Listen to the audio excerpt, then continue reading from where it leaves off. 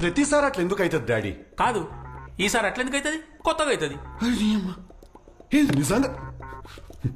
నేను పోలీసులకు ఫోన్ చేస్తా, చెప్తున్నా డాడీ. అబోవ్ 18 ఏజ్ నాది. నేను ఒక మేజర్ని మీరు ఇట్లా ఇంట్లో బంధించి ఉంచలేరు మీరు. చేసుకోరా, చేసుకో. మీరు ఊరుకోండి, ఆడు చేసినా చేస్తాడు.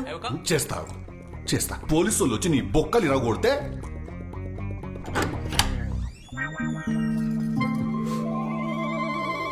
సైకోపాత్స్ లాగా అయ్యారు ఇద్దరు.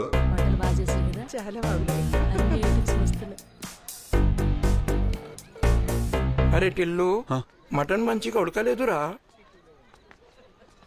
తినకైతే పో.